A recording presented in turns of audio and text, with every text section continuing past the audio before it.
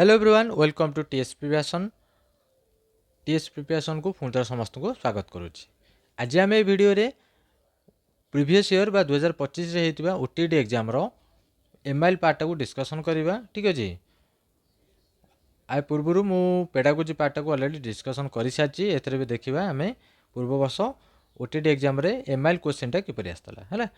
Pedagogy part को already discussion कर सारी, जार लिंक मुझे डिस्क्रिप्शन में देदेছি। तुम चाहिए पेडागोजी क्वेश्चन टाक देखिपर। ठीक अच्छे यापर मु नेक्स्ट भिडियोटा मैथ्र आनिबी। ठीक अच्छे मैथ पार्ट को डिस्कसन करी। सो चैनल टी जदि सब्सक्राइब करना एवं ही करनी। ठीक अच्छे डेरी करवानी, चलते स्टार्ट करनवा आज भिडियोटी। ठीक अच्छे आदि यार पीडीएफ गुरा चाहूच से गुड़ मो टेलीग्राम चैनल में पाइज, जार लिंक मुझे डिस्क्रिप्शन में देदेवी। ठीक अच्छे डेरी करवानी, चलते स्टार्ट करनवा भिडियोटी देखिनवा। आमर पूर्व वर्ष एमआईएल को टाइप क्वेश्चन आसला। प्रथम क्वेश्चन टी कौन अच्छी? प्रथम क्वेश्चन टी पचारा देख केउटी पिलार भाषा शिक्षण प्रथम उत्स है कौटा हम कहल? राइट आंसर टी कौन हो? समस्त क्वेश्चन आंसर ठीक कर मु आशा करुँची, कहीं बहुत इजी क्वेश्चन टी अच्छी। आंसर हो परिवार, ऑप्शन बी ये हो। देख परिवार है, देख परिवार ही तार कौन प्रथम उत्स, कारण शिशुटी प्रथम परिवार सह समय काटिबो, तापरे परिवार पर जाइकरी से सांगसाथी आड़क जीव, तापर पुणी विद्यालय को जीव, नेक्स्ट विद्यालय गला पर जाइकरी पाठ्यपुस्तक आड़क जीव नहीं कि तार प्रथम शिखुची से कौटी परिवार ही शिखिब। परिवार ही मध्य ही शिखिब, तापर ही जाई से सांगसाथी आड़क जो बाहर को जीव, जो बाहर को जीव ता फ्रेंड सर्कल बढ़िबो, सेतबेले से सांगसाथी मान शिखिब। तापर जो नेक्स्ट से विद्यालय को जीव, स्कूल गला से स्कूल रे शिखिला, ता सेठी पाठ्यपुस्तक आगु आगु बढ़िला नहीं कि। सो प्रथम किंतु तार परिवार, ऑप्शन बी हो गला राइट आंसर। नेक्स्ट क्वेश्चन टा कौन अच्छी देख 32 नंबरटा, पठन दक्षतार विकास रे छवि प्रणाली कहीं आवश्यक? कहीं आवश्यक कहल? देख छवि देखी वर्णर क्रम जानीपर, छवि देखी शब्द शब्द मध्य पार्थक्य जानीपर, शिक्षक बिना सहायतार पढ़ी पारे, शिक्षक सहायता नहीं पढ़ी पारे। देख ये सी डी, देख शिक्षक सहायता नहीं पढ़ी पारे, शिक्षक बिना सहायतार पढ़ी पारे, दुईटा भितर गोटे ही हम कौटा हम? देख जो छोट पिला बही तुम देखी दियो, तुम निजे भी पढ़ी आसवा।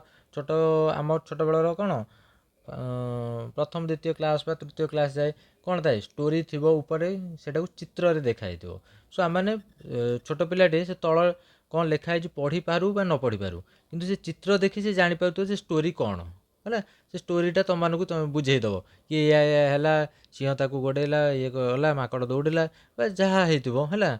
सो से गोटे से पिलाटी कौन से स्टोरीटा को से चित्र देखी ही से बुझी जाइए।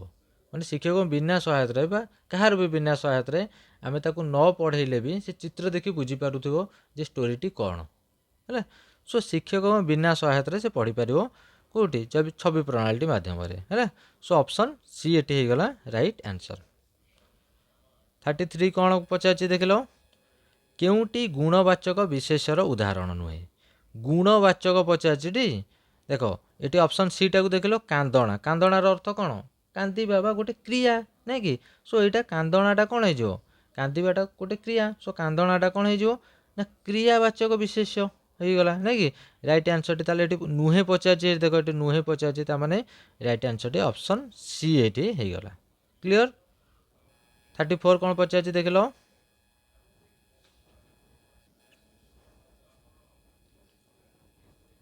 आमर परवर्ती क्वेश्चन पचारा देख जेपरी संसार रु सांसारिक ठीक सेहीपरि नीति कौन है?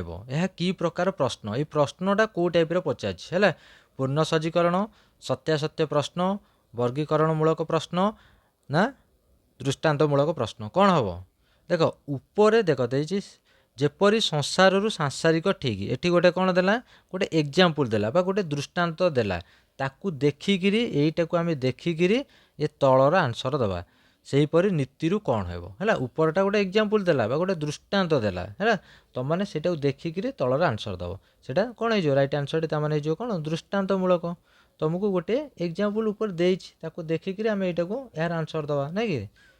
सो ऑप्शन डी होगला राइट आंसर। 35 कौन पचार देख लो,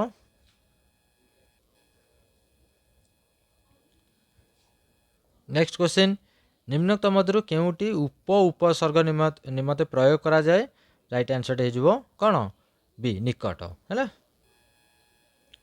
आगु बढ़िया 36 कौन पचार देख लो ब्रू प्लस अन्न इज इक्वल टू कृदंत पदटी निम्नरू बाछ है कौन हम बरण बरणीय बरणीय ना वर्णना कौन हो कहल राइट आंसर टी कौन हो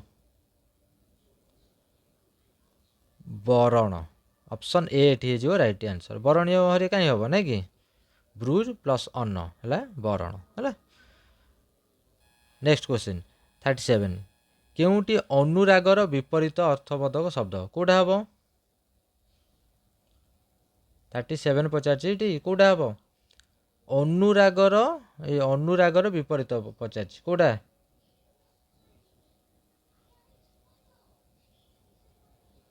ना अनुरागर विपरीत होगा विराग ऑप्शन डी ये होगा right answer clear next question 38 कौन पचारा केउटी पद्म शब्दर प्रतिशब्द नुहे पद्म शब्दर प्रतिशब्द नुहे पचार माने तीन टा अच्छी गोटे नुहे ना है गोटाए भूल तीन टा ठीक गोटाए भूल आ कौटा भूल आम व्यवहार करवा कौटा एम मध्य पद्म शब्दर प्रतिशब्द नुहे कहल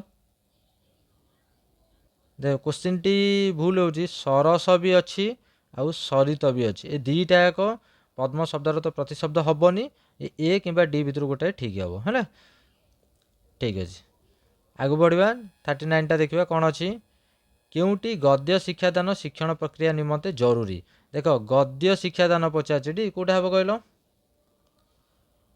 शिक्षक आदर्श आवृत्ति शिक्षार्थी रसानुसारणी आवृत्ति भाव उन्मोचन और रसोपलब्धि शब्दार्थबोध और शब्दानुशीलन कौटा कहल राइट आंसर कौन हो गद्य शिक्षादान रे इंपोर्टाट रहे शब्दार्थबोध और शब्दानुशीलन है मन रखि राइट आंसर हो ऑप्शन डी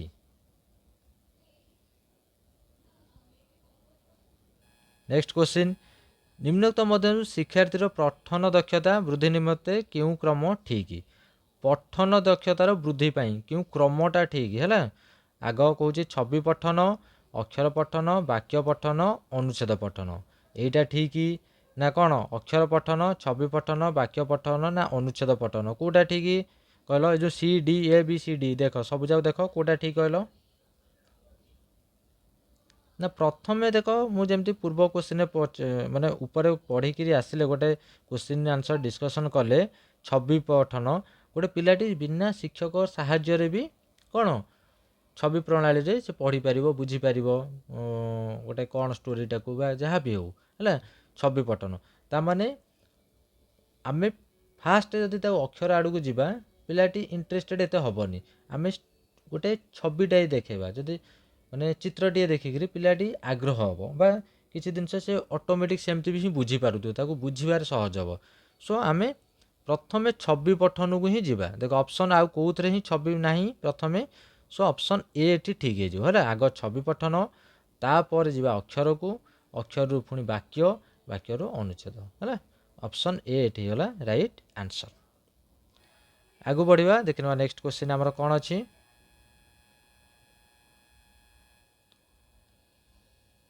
काम कर नचेत दंड पाइब रेखांकित पदटी की प्रकार अव्यय अव्यय पचार है एटा नचेत को प्रकार अव्यय कहल ना राइट आंसर टे हो निषेधार्थक है नचेत बा काम कर नचेत दंड पाइब नहेले दंड पाइब ना कि नहेले माने निषेधार्थक अर्थरे से पचार है ठीक अच्छे नेक्स्ट क्वेश्चन शरीर प्लस इक शारीरिक एथिरे इक प्रत्ययटी क्यों अर्थरे व्यवहृत होइछ है इक प्रत्ययटी को अर्थरे व्यवहृत हो ये जो इकटा है कौन कहल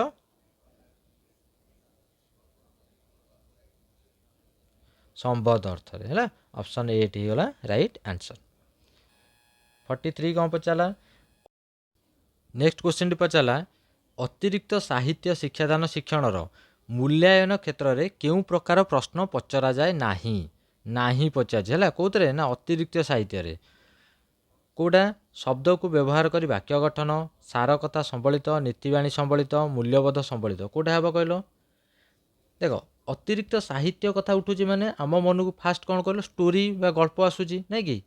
ଗଳ୍ପ ବା ଅତିରିକ୍ତ ସାହିତ୍ୟରେ ନୀତିବାଣୀ ଥାଏ, ଓକେ, ସାର କଥା ଥାଏ, ମୂଲ୍ୟବୋଧ ମଧ୍ୟ ଥାଏ ହେଲା। ଆଚ୍ଛା, ଶବ୍ଦ ବ୍ୟବହାର କରି ଯେଉଁ ବାକ୍ୟ ଗଠନଟା ଏଇ ଆକ୍ଟିଭିଟି ଆମେ କେତେବେଳେ କରିଥାଉ ନା ଗୋଟେ କଠିନ ଶବ୍ଦଟିଏ ପିଲାଟିଏ ତାର ଅର୍ଥ ବୁଝିପାରୁନି, ସେଥିପାଇଁ କ'ଣ ନା ଗୋଟେ ବାକ୍ୟ ଗଠନ କରି ପିଲାଟି ସେ ଶବ୍ଦର ଅର୍ଥ ବୁଝିପାରିବ।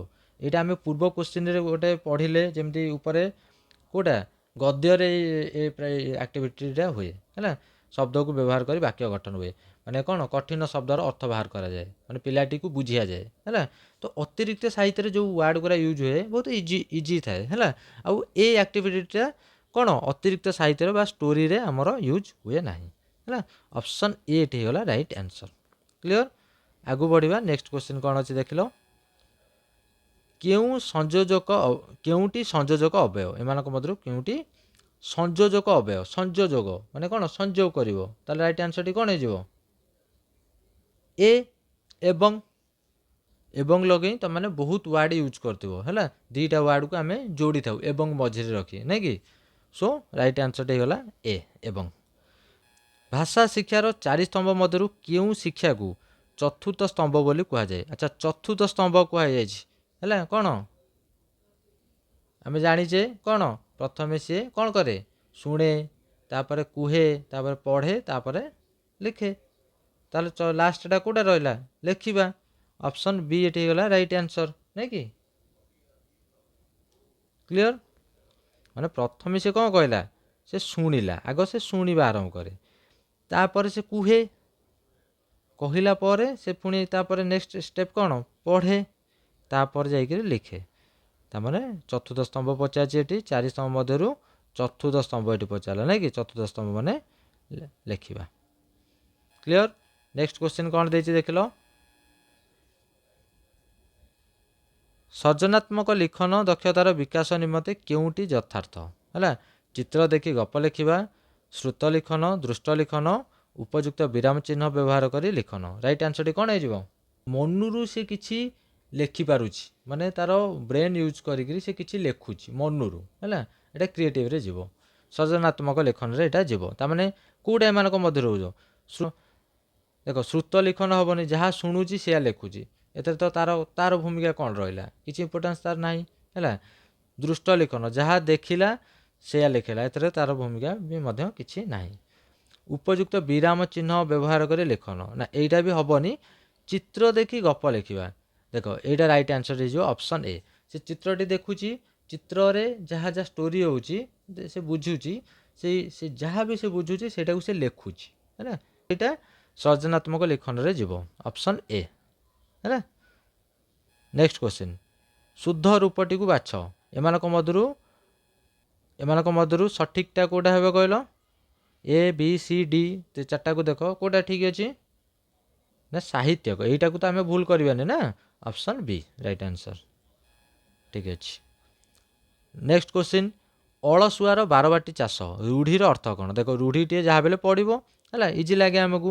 ତାପରେ ବି ମୁଁ ତୁମମାନଙ୍କୁ କହିବି କିଛି ରୂଢ଼ି ପ୍ରାକ୍ଟିସ୍ କରିକି ଯାଇଥିବ। ଟିକେ ବେଳେବେଳେ ଏମିତି ଏ ଟାଇପ୍ର ଗୋଟେ ରୂଢ଼ି ପଳେଇ ଆସେ ଯେ ଯେଉଁଟାକି ଆମେ ଜାଣି ବି ପାରୁନୁ, କନଫ୍ୟୁଜ୍ ହେଇଯାଉ ହେଲା, ଭୁଲ ବି କରିଦେବୁ। ସୋ ରୂଢ଼ି ବି ଟିକେ ଦେଖିକି ଯାଇଥିବ।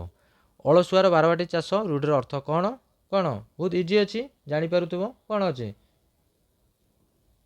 ବାକ୍ୟବୀର ହେଲା। ଭାଗ୍ୟ ଫଳ ତ ହେବନି, ଅନ୍ୟାୟ ବିଚାର ନୁହଁ, ବୁଦ୍ଧିହୀନ ନୁହଁ ହେଲା, ବାକ୍ୟବୀର। ରାଇଟ୍ ଆନ୍ସର୍ଟି ହେଇଯିବ କ'ଣ ଅପସନ୍ ଏ।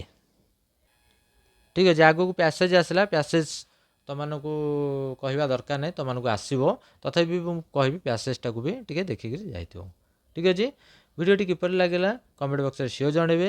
ଯଦି ଏହାର PDF ଦରକାର ତାହେଲେ ମୋ ଟେଲିଗ୍ରାମ ଚ୍ୟାନେଲରେ ପାଇଯିବ, ଯାହାର ଲିଙ୍କ୍ ମୁଁ ଡିସ୍କ୍ରିପ୍ସନ୍ରେ ଦେଇଦେଉଛି। ଠିକ୍ ଅଛି, यार नेक्स्ट वीडियो मु मैथ पार्टा को आनिबी। सो चैनल टी जब सब्सक्राइब करना एपर्यंत एवं ही करनी बेल आइकन क्लिक करवा जमा भी भूलें। वीडियो को शेष देखि समस्त धन्यवाद। Thank you everyone.